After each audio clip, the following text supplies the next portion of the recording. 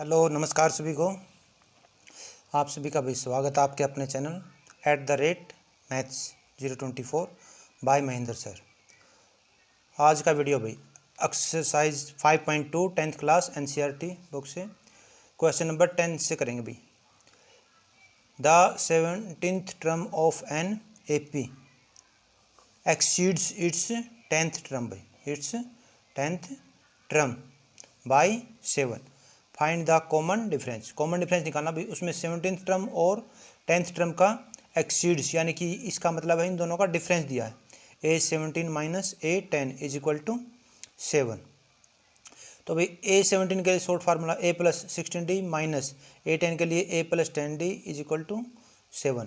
इस माइनस से भी अंदर के साइन चेंज हो गए, तो बाद में A माइनस A आपका कैंसिल आउट हो जाएगा। A से A आपका यह होएगा कैंसिल आउट, ठीक है भाई।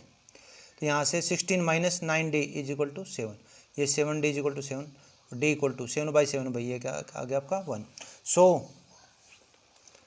सो common difference is D is equal to भाई 1, इज इक्वल टू 1।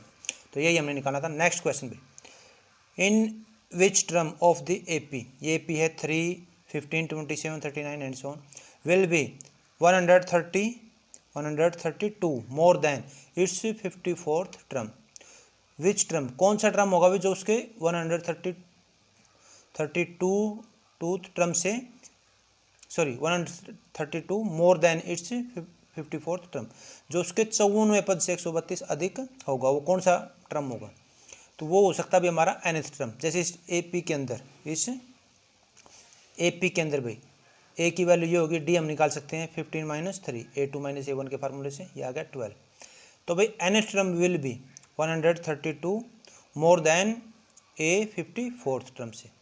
तो भाई इसमें वो जो हमने nth टर्म निकालनी है AN, वो बराबर होगा उसके 54th टर्म से 132 अधिक। A54 टर्म के लिए शॉर्ट फार्मूला भाई A प्लस 53D प्लस में ये 32 132 एज इट इज। तो यहाँ पर भाई A की वैल्यू रख दी हमने यहाँ से, और D की वैल्यू रख दी यहाँ से 53 इंटू D। तो इनकी मल्टीप्लाई अब ये हमने यहाँ करी भाई 636 प्लस में 3 और प्लस में 132। अब इन सब का जब हम सब करेंगे भाई, पहले इन दोनों का सम किया 639 और प्लस में 132। अब इन दोनों का सम किया तो 771। तो ये AN nth टर्म ये होगी भाई, वो nth टर्म ये होगी। लेकिन विच टर्म, वो कौन सा नंबर होगा, विच टर्म कौन सा नंबर होगा, n निकालना उसका, ठीक है भाई। तो AN बराबर A plus N minus 1 into D formula हमने लगा दिया। यहाँ से AN की ये वैल्यू रख ली हमने 771 इज इक्वल टू 3 प्लस में N माइनस 1 इंटू D की वैल्यू रख दी भाई 12, और ये 771 as it is equal to 3 plus में ये जो 12 था भाई अंदर गुणा कर दिया 12N माइनस में 12। अब इन दोनों को सब्ट्रैक्ट कर लेंगे और यहाँ से सॉल्व कर दिया इसको। ये 771 is equal to 12N minus 9 इधर आके प्लस हो गया, 780 हो गया इज इक्वल टू 12N भाई। और बाद में यहाँ से N की वैल्यू निकालनी, तो 12 कहाँ गया, डिवाइड में 12 से डिवाइड कर दिया तो N इज इक्वल टू 65। तो भाई 65th term will be 132 more than its 154th term से, यही हमने निकाला था। ये क्वेश्चन आपका कंप्लीट। नेक्स्ट भी, next question, question number 12। 2 APs have the same common difference भी, same common difference. The difference between their 100th term is 100। उसके भाई 100वें पदों में डिफरेंस कितना है, 100 ही है। What is the difference between there 1000th term, उसके 1000वें पदों में क्या डिफरेंस होगा वो बताना हमें। देखो भाई सवाल के अंदर क्या दिया, 2 APs हैं अलग अलग, उनका कॉमन डिफरेंस क्या है, सेम है। ऐसे सम में जैसे हम यहाँ पर 100 टर्म का डिफरेंस क्या दे रखा है 100, तो भाई 1000 टर्म्स का डिफरेंस भी क्या आएगा 100 ही आएगा। लेकिन कैसे वो देखो, गिवन 2 टर्म्स APs, तो भाई फर्स्ट टर्म के लिए A plus N minus 1 into D लिख लिया हमने फार्मूला। सेकंड के लिए उसमें थोड़ा अलग कर लिया, A डैश प्लस में N माइनस 1 D डैश, और जो गिवन था ना सेम कॉमन डिफरेंस, उसकी वजह से D बराबर D1, वो दोनों आपस में क्या होंगे, बराबर। तो बाद में हम D1 की जगह भी क्या लिख लेंगे, D लिख लेंगे बाद में। तो देखो भाई 100 टर्म के लिए फार्मूला a + 99d माइनस में इसके लिए भी भाई a1 + में 99d1 = दोनों का डिफरेंस दे रखा था भाई 100 गिवन की वजह से वो लिख लिया। a + 99d माइनस a1 ये साइन चेंज हो गया -99d1 = 100। तो बाद में देखो भाई a1 और a ये बचेंगे 99d और ये d1 की जगह भी हम क्या रख सकते हैं भाई d रख सकते हैं। क्यों? d = d1 गिवन था उसकी वजह से। तो भाई अब यहाँ पे देखो a - a1 दोनों का डिफरेंस क्या आ गया 100, यानी कि ये दोनों की फर्स्ट टर्म का डिफरेंस आ गया। ये क्या आ गया? दोनों के फर्स्ट टर्म्स का डिफरेंस आ गया। हमने निकालना है 1000 टर्म्स का difference. a 1000 minus capital A 1000। तो भाई इसका फार्मूला आ गया a + 99d और माइनस में इसका फार्मूला आ गया हमारा a1 + में 999d1 = कितना आगा वो हमने निकालना है। यहाँ से सोल्व करेंगे इसको। a + 999d as it is minus में भी ये माइनस हो गया, ये भी माइनस हो गया। अब देखो इसमें और ये फिर d1 की जगह हमने d भी चेंज कर दिया क्योंकि वो गिवन है। तो ये 999d और ये माइनस ये कैंसिल आउट। तो a - a1 = और ये हम पहले निकाल चुके हैं a - a1 = कितना था 100। तो यहाँ से वो इक्वल टू क्या गया 100। तो सोल्व किया था हमने 1000 के लिए टर्म्स 1000 टर्म्स के लिए और ये बाद में सोल्व होके वही आ गया सेम, तो 100 ही आ गया। ठीक है, यही था क्वेश्चन। ये ओरल में ही कर सकते थे हम और ये इतना इम्पोर्टेंट नहीं मानता भी मैं एग्जाम की दृष्टि से, लेकिन चलो करवा दिया हमने। हाउ नेक्स्ट क्वेश्चन भाई, next question number 33। How many 3 digit numbers are divisible by 7। How many कितने नंबर होंगे भाई 3 डिजिट के होने चाहिए, वो केवल किसके होने चाहिए 3 digit numbers are divisible by 7 और 7 से डिविजिबल भी होने चाहिए। तो डिविजिबल बाय 7 नंबर्स नॉर्मली हमें पता भी जो 7 की टेबल में आ जाए 7 7 2 14 7 3 21 एंड सो ऑन। ये तो हो गए नॉर्मल कोई भी डिविजिबल बाय 7। लेकिन हमें चाहिए कौन से हाउ मैनी 3 डिजिट नंबर चाहिए हमें। 3 डिजिट नंबर्स विल भी 3 अंकों वाले भी 100 से लेकर के 999 तक वो कोई भी नंबर हो सकता है 3 डिजिट का है वो। ठीक है, लेकिन हमें चाहिए डिविजिबल बाय 7, डिविजिबल बाय 7। तो आप देखो इसमें डिविजिबल बाय 7 3 डिजिट नंबर होना चाहिए। वो क्या होना चाहिए भी हमारा, वैसे देखो 3 डिजिट का हमारा 100 से शुरू हो गया था लेकिन वो 7 से डिविजिबल नहीं है। तो फिर हमने 101 2 3 4 ये सब चेक किया, वो नहीं होंगे। तो सब ये देखो यहाँ डिवाइड कर रखा है मैंने इधर। तो ये भाई 105 ही डिविजिबल होगा 7 से, सबसे छोटा 3 डिजिट नंबर 105। और नेक्स्ट भाई 7 ऐड करते रहोगे तो 112 119 एंड सो। और लास्ट में था भाई हमारे पास 999 वाला 999। लेकिन जब हम 999 को जब 7 से डिवाइड करेंगे तो वहाँ पर भाई पूरा डिवाइड नहीं होगा, वहाँ पर रिमाइंडर बचेगा हमारा 5। क्या बचेगा 5। तो अगर इसमें से 5 कम कर दें तो ये हमने कम कर दिया 5, तो 994। तो वो 3 डिजिट नंबर जो डिविजिबल बाय 7 तो वो हमारा सबसे लार्जेस्ट नंबर होगा 994। ठीक है, तो ये एक एपी हो जाएगी हमारी। ठीक है भाई, तो हमने n का मान निकालना, तो ए एन का फार्मूला लगाया हमने a n = a + n - 1 × d। तो यहाँ से भाई nth टर्म लास्ट टर्म जो थी हमारी वो 994 हमने यहाँ रख ली = a की वैल्यू 105 प्लस में n - 1 × d की वैल्यू 7। अब इसको सोल्व कर दिया भाई 994 = 105 प्लस में इसके अंदर गुणा 7n - 7, ये आपस में सब्ट्रैक्ट हो जाएंगे भाई 105 - 7 तो 98 आएगा। और उसको ले गया मैं दूसरी साइड, दो काम इकट्ठे कर दिए। तो 994 - 98 = ये 7n एज इट इज और ये सब्ट्रैक्ट कर दिया भाई 994 में से 98 896 आएगा और डिवाइडेड बाय 7 की टेबल में इसको जब हमने डिवाइड किया भाई तो देखो ये मैंने शायद यहाँ ये कर रखा है, हाँ ये देखो यहाँ से 896 को जब हम 7 से डिवाइड करेंगे तो 128 आएगा भाई। तो n = 128। So 128 3 digit numbers are divisible by 7। तो वो हमने नंबर ही निकालना था भाई कितने नंबर होंगे। तो 128 संख्याएं ऐसी होंगी जो जो 7 से डिविजिबल होंगी और 3 डिजिट नंबर ही होंगे केवल वो। तो ये हमारा आंसर हो गया।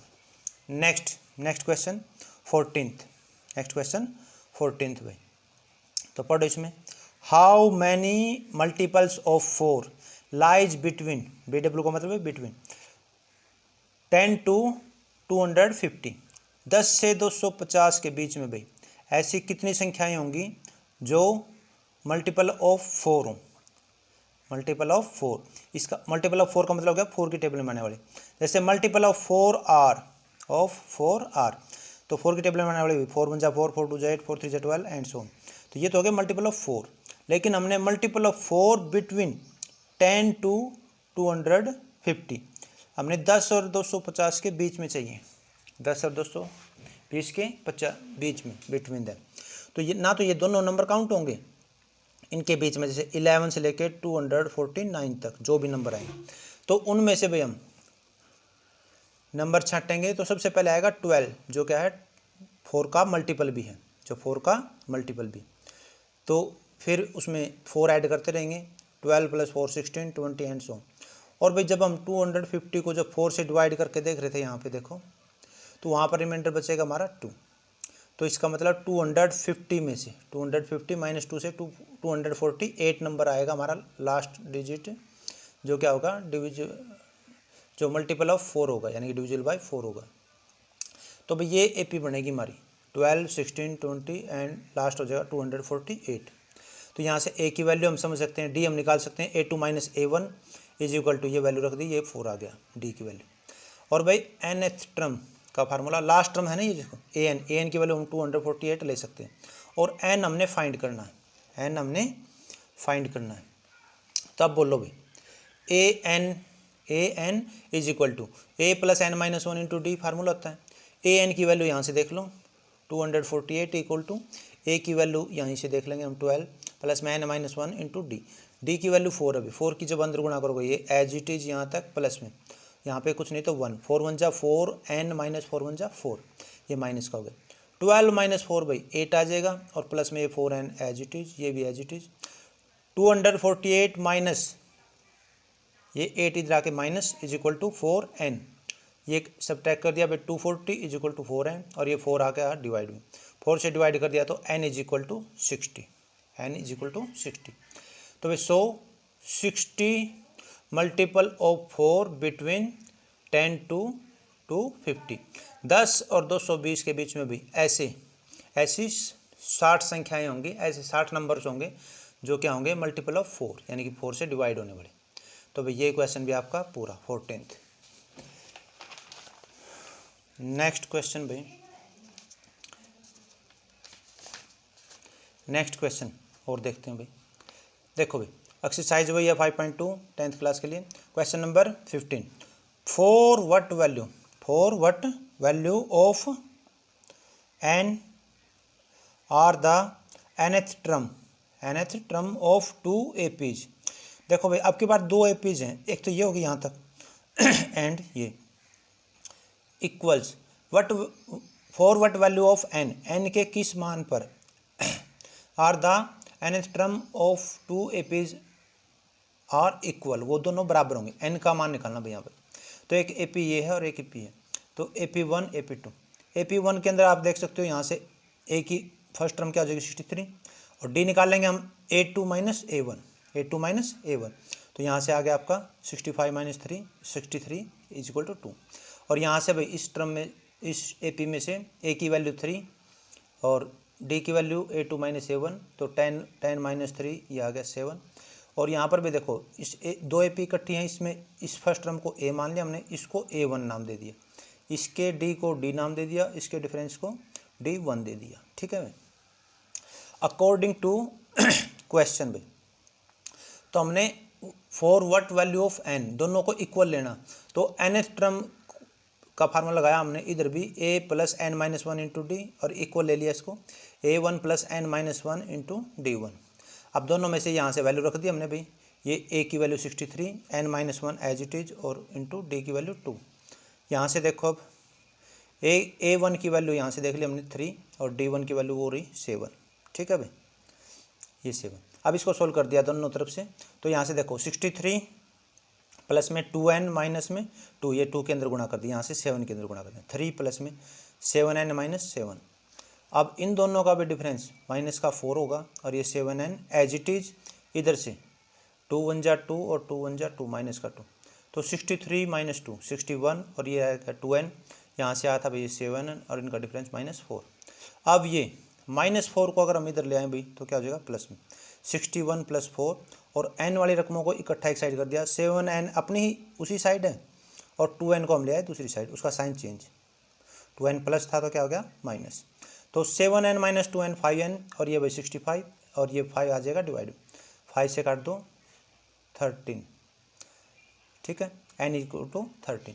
सो 13th term will be equal, उनके भाई 13वें नंबर पे जो 13वीं जो टर्म होगी ना, यहाँ से first second third 13th term, यहाँ से 13, दोनों की वैल्यू क्या होंगी इक्वल होंगी, वो इक्वल लिया था हमने, ठीक है। तो ये क्वेश्चन भी आपका पूरा। एक क्वेश्चन और देखते हैं इसका, ठीक है। Question number 16, determine the AP, यानी कि एपी निकालने हमने या बनानी है। Whose third term is this, उसकी थर्ड टर्म दे रखी है भाई, and 7th term exceeds the 5th term by 12, तो उसकी भाई 7वां पद उसके 5वें पद से एक्सीड्स करता है 12, इसका मतलब है 7th टर्म और 5th टर्म का डिफरेंस कितना 12, और एक अलग से ये थर्ड टर्म दे रखी है भाई, ठीक है। तो गिवन के अंदर A3 थर्ड टर्म में हमने देख लिया ये 16 होगी, AP हमने बनानी है, क्वेश्चन मार्क लिख दिया, A7 minus A5 equal to difference, ये जो था ना भाई 7th term exceeds 5th term by 12, इसका मतलब है उन दोनों का डिफरेंस, और ये ध्यान रखना पहले जो नाम है 7th टर्म एक्सीड्स, तो पहले A7 लिखना और बाद में A5, उल्टा मत लिख देना इसको, इज इक्वल टू 12। तो भाई A7 के लिए शॉर्ट फार्मूला AP के हिसाब से A + 6D माइनस A5 के लिए A + 4D, और ये बार माइनस अंदर के चिन्ह बाद में बदलेंगे, इज इक्वल टू 12।